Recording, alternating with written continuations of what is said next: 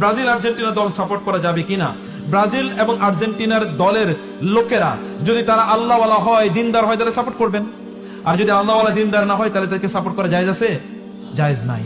কারণ হচ্ছে আপনি যাকে সাপোর্ট করেন তার মানে আপনি তাকে কি করছেন? ভালোবাসছেন। আপনি তাকে সাপোর্ট করছেন মানে আপনি তার প্রতি ঝুঁকে গেলেন। আপনি বলবেন না আমি তাকে ভালোবাসি না, ভালো না বাসেন আপনি সাপোর্ট করেন কেমনে? আপনি তো ভালোবাসার কারণে আপনি সাপোর্ট করছেন। আপনি অস্বীকার করতে পারেন, ভালোবাসার শব্দই অর্থ আপনি বুঝেন নাই।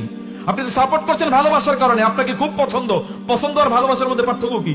আই লাইক দিস, এই দলটাকে, এই গ্রুপটাকে আমি ভালোবাসি, আমি পছন্দ করি, means that I love them.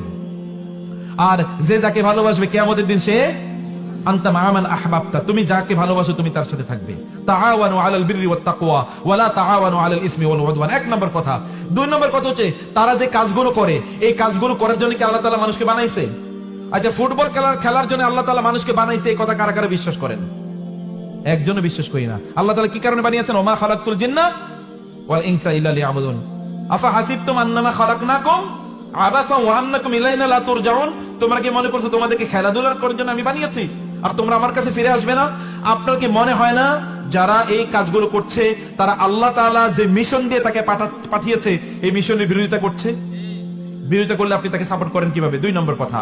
তিন নম্বর কথা হলো তারা যখন এই কাজগুলো করে, এই কাজগুলো করার সময় কি তারা শরিয়ার সব আইন মেনে তারা কাজটা করে?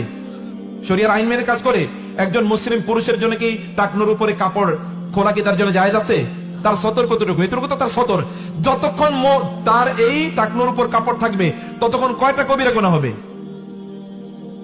কয়টা কবিরা গুনাহ হবে? প্রত্যেকটা মুহূর্তে কবিরা গুনাহ হবে। নাকি নাকি একবার 1 ঘন্টা 2 ঘন্টা 5 ঘন্টা রাখলো একটা কবিরা গুনাহ হবে? যতক্ষণ রাখছে ততক্ষণ কবিরা গুনাহ হতেই থাকবে, হতেই থাকবে। কাজটা কিভাবে আপনি সাপোর্ট করছেন? কিভাবে আপনি কাজটি সাপোর্ট করেন? আর 4 নম্বর, এর মধ্যে তো অশ্লীলতা আছেই। এর মধ্যে তো অশ্লীলতা আছেই। এখানে নামাজের কোনো গন্ধ নাই, আপনিও নামাজ পড়ছেন এবং এটি নিয়ে আপনি প্রতি মুহূর্তে আপনি ব্যস্ত থাকেন। ফলে আপনাকে আল্লাহ তাআলা এই জন্য তৈরি করেন নাই। রাসূলুল্লাহ সাল্লাল্লাহু আলাইহি ওয়াসাল্লাম যে খেলার কথা আপনাকে বলেছেন সেটি আপনি করুন। তিনি 3টি খেলার কথা বলেছেন। 3টি খেলা কি কি বলেন তো? কে বলতে পারেন? ঘোড়দৌড়, তীর নিক্ষেপ এবং সাঁতার। সাঁতার শিখবেন, বাচ্চাদেরকে সাঁতার শিখাবেন। এটা আপনার রাসূলের নির্দেশ, এটা আপনার রাসূলের নির্দেশ, এটা সুন্নাহ।